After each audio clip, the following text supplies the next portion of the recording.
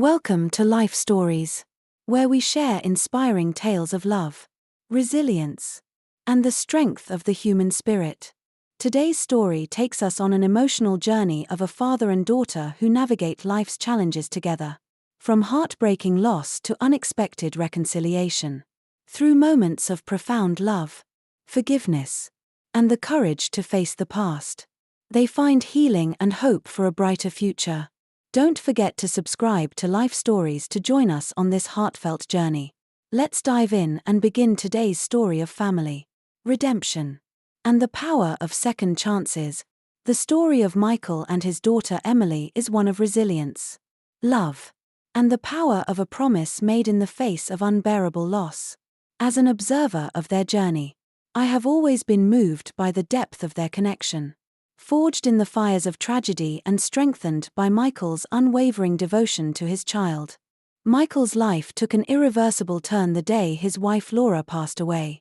It was supposed to be a day of joy, the moment they had both eagerly awaited the birth of their daughter.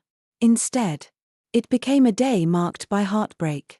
Laura had been a vibrant woman, full of life and warmth, with a brilliance that inspired everyone around her.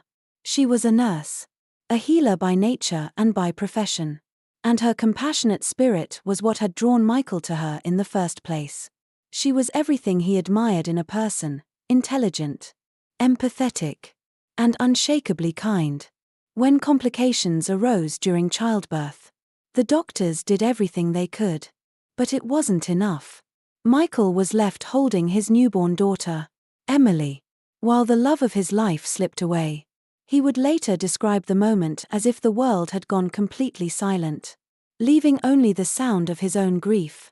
He was overwhelmed by a torrent of emotions: love for the tiny, fragile life in his arms, and despair at the loss of the woman who had made his life whole.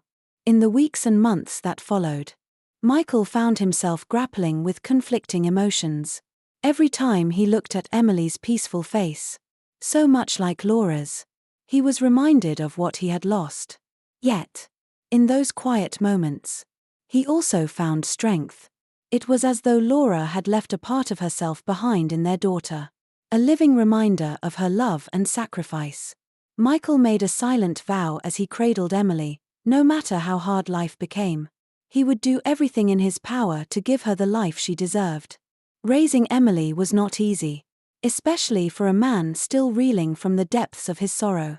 He learned to navigate sleepless nights, scraped knees, and countless questions about the world from a curious little girl who seemed to want to understand everything. Emily was not like other children. From an early age, she displayed an insatiable curiosity, an eagerness to learn that was both endearing and extraordinary. Michael often joked that she must have inherited Laura's intelligence because he couldn't keep up with her endless questions. One such moment remained etched in his memory. Emily was about 6 years old when she approached him with a drawing. "Look, Daddy," she said excitedly, holding up a detailed diagram of a ballpoint pen. Michael was stunned. It wasn't just a child's scribble, it was a meticulous breakdown of the pen's components. The kind of precision one might expect from an engineer. It was then he realized his daughter was destined for something remarkable. Emily's fascination with the world only grew. While other children spent their days playing outside, Emily, physically weaker than most, immersed herself in books and experiments. Her favorite topics were astronomy and weather, subjects that seemed to capture her imagination and inspire her curiosity. Michael remembered one afternoon when she asked him, "Daddy, why do clouds float in the sky?" It was a simple question, but one he hadn't thought about before. After stumbling through an explanation about water droplets, gravity, and temperature, he watched her eyes light up with understanding. She devoured every book she could find on the subject, impressing even her teachers with her knowledge. Michael, however, often doubted himself. He wasn't a man of exceptional education or achievements. He had always considered himself ordinary, a fact that others, particularly Laura's family, never failed to remind him. Yet, he was determined to rise above his own insecurities for Emily's sake. If he couldn't give her a life of luxury, he would at least give her a life filled with love, encouragement, and the freedom to explore her passions. Through it all, Michael and Emily shared a bond that was unshakable. He was her anchor, and she was his guiding light. They became a team, navigating life's challenges together. Michael often said that Emily gave him a purpose when he thought he had none, that she was his reason to keep going when the weight of his grief threatened to pull him under. As Emily grew older, it became clear that she was blossoming into a young woman with limitless potential. Her brilliance and determination were a reflection of the love and dedication Michael had poured into her upbringing. Watching her succeed brought him a quiet pride, a sense of fulfillment that eased the ache of losing Laura. Their journey was not without its struggles, but Michael's love for his daughter was unwavering. It was a love born of sacrifice, resilience, and the knowledge that through Emily, Laura's legacy lived on. This was the foundation of their story, a story of a father's promise and the extraordinary bond that carried them both through life's darkest moments. By the time Emily was ready to get married, she had grown into a confident, accomplished woman. She carried herself with an air of quiet assurance, her long chestnut hair and striking blue eyes a mirror of her late mother's beauty. Michael often said she had inherited Laura's best qualities, her intelligence, kindness, and unyielding determination. Emily's fiancé, Andrew, was a kind and thoughtful young man who clearly adored her. When they came to Michael to announce their engagement, Andrew's heartfelt words had moved him. Emily doesn't need anyone to take care of her, she's amazing on her own. But I want to be there to support her, to give her a partner she can lean on. Michael was touched, not only by Andrew's sincerity but also by how happy Emily seemed. It was all he had ever wanted for her, to find someone who truly valued her. He gave them his blessing without hesitation. Preparations for the wedding soon began, and although Michael hadn't yet met Andrew's parents, he trusted his daughter's judgment. Still, a small voice in the back of his mind wondered why neither Emily nor Andrew seemed eager to arrange an introduction. It's not necessary to meet them before the wedding, Emily had said when Michael raised the question. Andrew nodded in agreement, though his response was less convincing. They're not the easiest people to deal with, he admitted, a hint of unease in his voice. The rehearsal day arrived with Michael feeling an odd mix of excitement and apprehension. He paced the room, sipping coffee, his thoughts swirling. When Andrew and his family finally arrived, Michael froze. Standing next to Andrew was a man whose face was unmistakable, Charles, Michael's old classmate and longtime rival from middle school. The memories came rushing back in a flood of mixed emotions. Charles had always been competitive, especially with Michael. Back in school, Michael consistently outperformed him, earning the top spot in their class. Charles, perpetually in second place, made no effort to hide his resentment. "You're so obnoxious, Michael," he would say, his voice dripping with bitterness. Always at the top of the class, never letting anyone else have a chance. Michael had never seen it as a rivalry, but for Charles, it had been a consuming obsession. The years hadn't softened Charles's attitude. As he entered the room, his eyes swept over Michael with a familiar look of disdain. "Well, isn't this a surprise?" Charles said with a smirk. The father of the bride still the same as ever. "I see." Beside him, his wife Diane was no less judgmental. She eyed Michael with a critical gaze before letting out a soft, mocking laugh. "I thought the father of such a brilliant young woman would be, well, more impressive." Michael kept his composure, but their words stung. He wasn't concerned about their opinions of him, he had long grown accustomed to being underestimated. But the thought of their disdain affecting Emily's happiness was something he couldn't tolerate. As the rehearsal proceeded, the tension in the room was palpable. Charles and Diane made little effort to hide their disdain, their comments growing increasingly cutting. The breaking point came when Michael noticed the seating chart for the reception. Under his name, someone had written the words "useless middle school graduate dad." He stared at it in disbelief, feeling a mixture of humiliation and anger. The room seemed to blur as whispers spread among the guests who had noticed the insult. Before Michael could confront Charles, a voice rang out, steady and resolute. "Dad, let's go home." It was Emily. She had changed out of her gown and into casual clothes, standing at the doorway with Andrew beside her. Her face was calm, but her eyes burned with quiet fury. Charles's voice rose in protest. "What's the meaning of this? The reception is about to start." Andrew stepped forward, his tall frame towering over his father. "This stops now," he said firmly. "You've disrespected Emily and her father for the last time. If you can't treat them with decency, we're leaving." The room fell into stunned silence.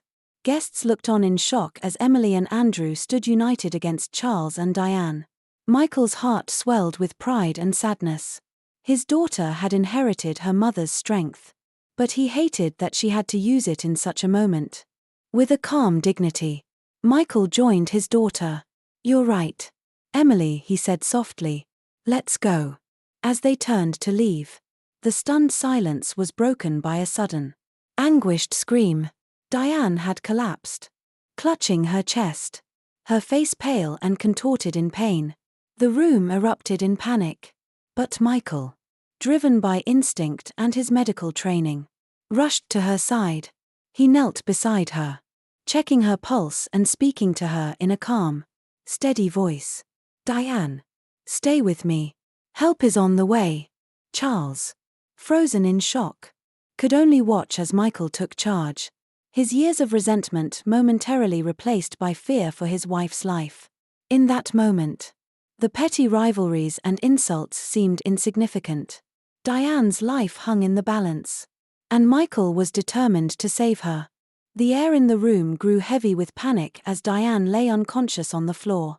Guests huddled together, murmuring nervously, while others called for an ambulance.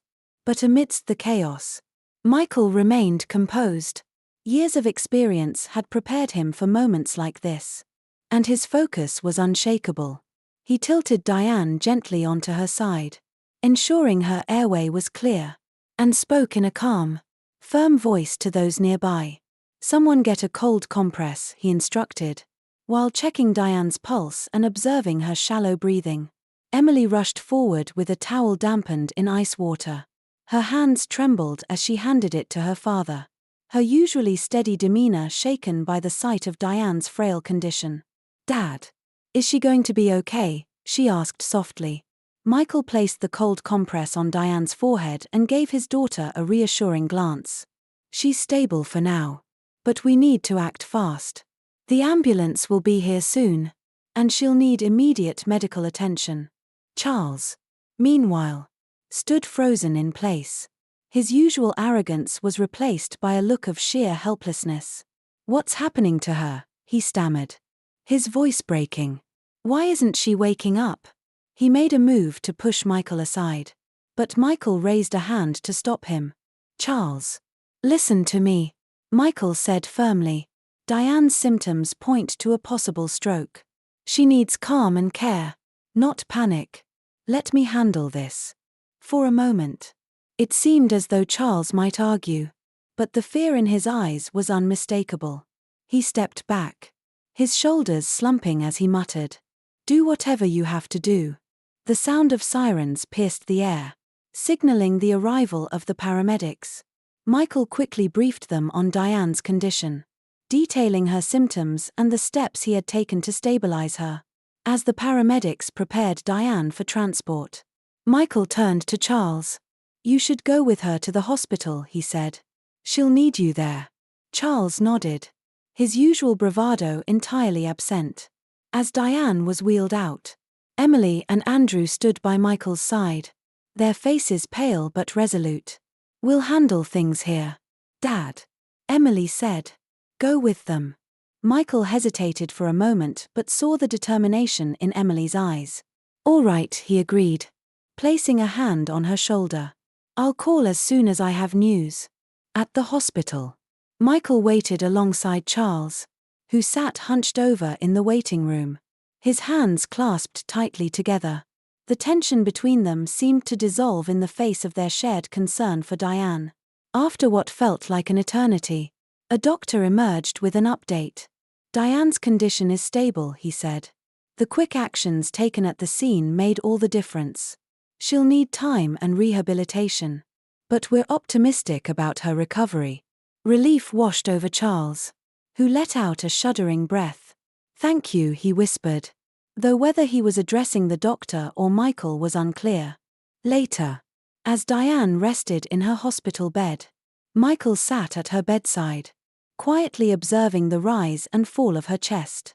Charles joined him, his expression a mixture of exhaustion and humility. For the first time, the arrogance that had defined him seemed to have melted away.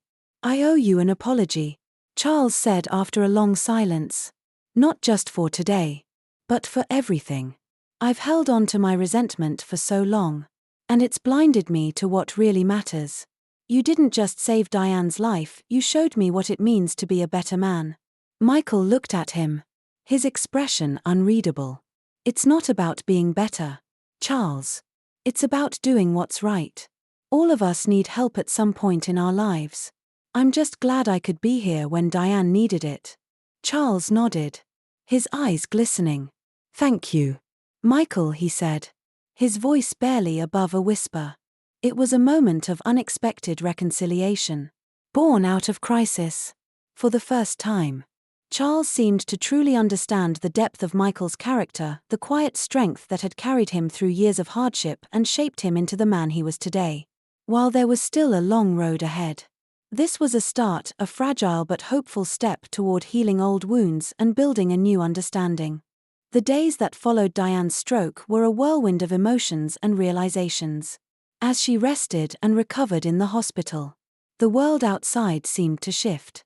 The hostility and judgment that had defined the relationship between Michael and Charles began to dissipate, replaced by a cautious but sincere attempt at reconciliation. Emily and Andrew took on the responsibility of notifying the wedding guests about the sudden turn of events. Together, they explained the situation with a maturity that impressed even the most critical family members. Michael couldn't help but feel proud as he watched them navigate the challenges with grace. Emily, in particular, had inherited Laura's unshakable composure, and it shone brightly in those difficult moments.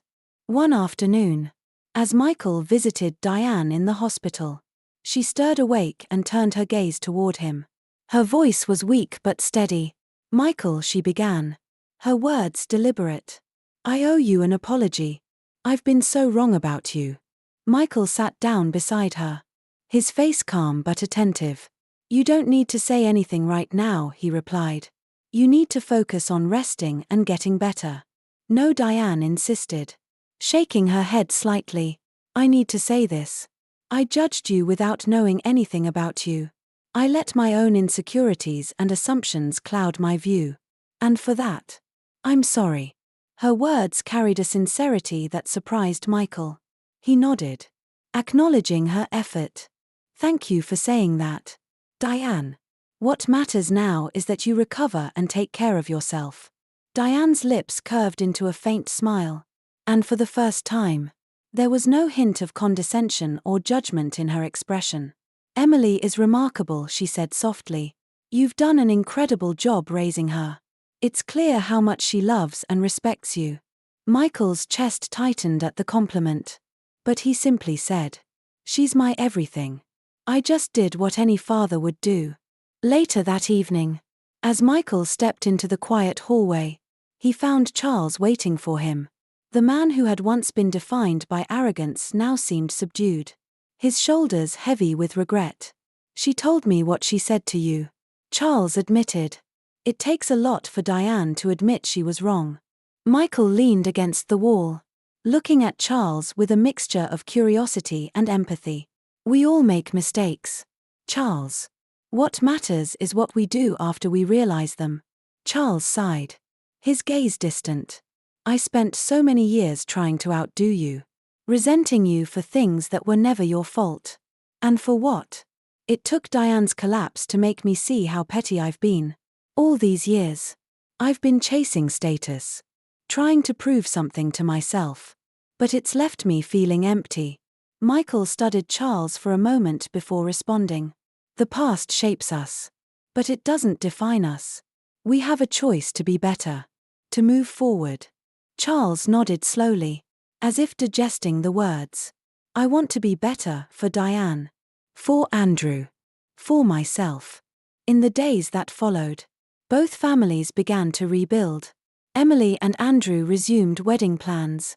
But this time, with clear boundaries set for Charles and Diane, they insisted on respect, understanding, and a mutual commitment to making their blended family work. One evening, as the families gathered for dinner at Emily's request, the atmosphere was markedly different. Laughter echoed through the room, and for the first time, Michael saw a warmth in Diane's eyes that hadn't been there before. Charles, though still adjusting, seemed genuine in his efforts to connect with both Emily and Michael. During the meal, Emily stood up, her cheeks glowing with excitement. I have an announcement, she said, glancing at Andrew. We're going to have a baby.